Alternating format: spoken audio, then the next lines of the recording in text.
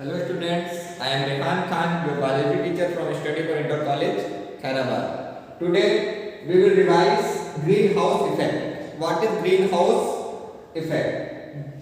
Greenhouse gases are present in our atmosphere. Greenhouse gases like CO2, H2O, CH4, H2, CFC. These all are our greenhouse gases. These gases prevent escape of heat during the night. Okay, these gases are present in our atmosphere. Suppose this is our atmosphere. Okay, and these gases are present here: CO2, H2O, NO2, CH4 and CFC. These gases are present here, and these gases make a thick layer in our atmosphere. This is the thick layer of greenhouse gases. Okay, ये sun rays जो आ रही है दिन के समय में,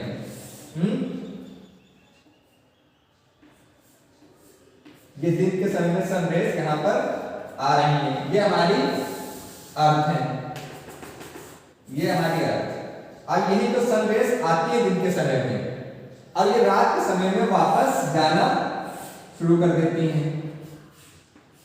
मान लें अगर ये रात को सारी रेज वापस चली जाए तो यहाँ पे अर्थ पे क्या होगा, बहुत ही ठंडा हो जाएगा।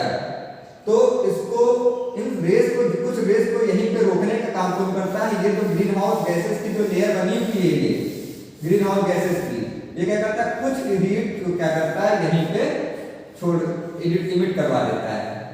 तो यहाँ पर क्या होता है, हीट, कुछ हीट एस्केप, मतलब एस्केप हो जाती है। More heat escape, okay, and less heat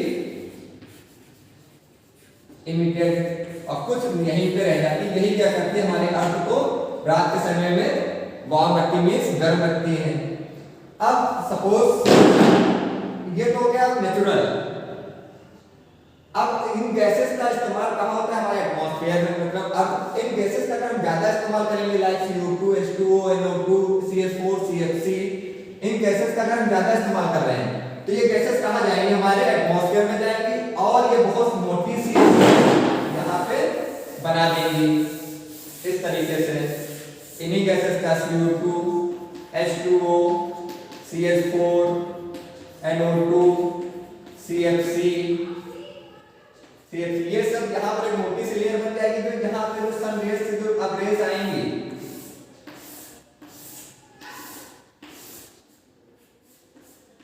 ये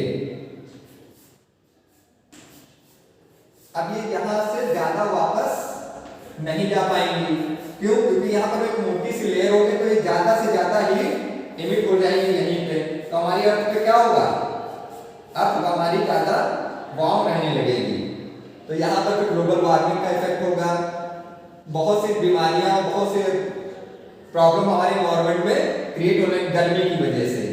तो ये ग्रीन हाउस गैसेस क्या करते हैं, इसमें जैसे CFC है, ये बहुत ही हार्मफुल गैस है हमारे लिए। ये यूज होती है हमारे रेफ्रिजरेटर्स और फ्रिज वगैरह में, CFC का यूज किया जाता है। CO2 तो हमें जब कंबशन करते हैं उससे प्रोड्यूस होता है। CH4 ये मीथेन होती है। इन गैसेस क्या करती है, तो greenhouse gases are present in our atmosphere to prevent escape of heat rather than absorbing it.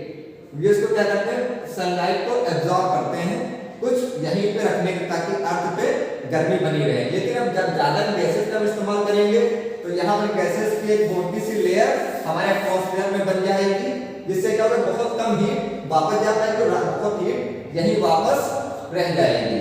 तो जब ज्यादा हीट यहाँ पे रह जाएगी तो अर्थ पे हमारी बहुत सी प्रॉब्लम्स क्रिएट होना शुरू हो जाएंगी ड्यू टू वार्म, मतलब गर्मी के चलते ग्लोबल वार्मिंग हमारी बहुत सी प्रॉब्लम क्रिएट होंगी।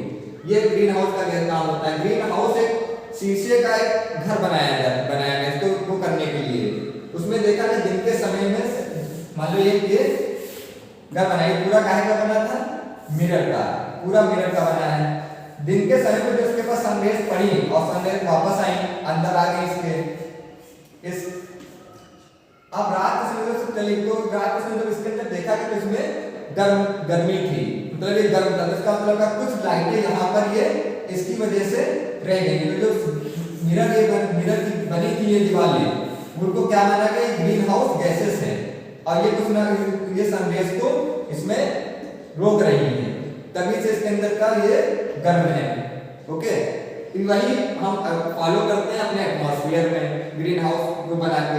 ये ग्रीन हाउस की गैसेस हमारे एटमॉस्फेयर में है, सनरेज को जाने से रोकती हैं। अगर इनकी ज्यादा गैसेस होंगी तो ज्यादा रोकेंगी, अगर कम होंगी तो कम रोकेंगी।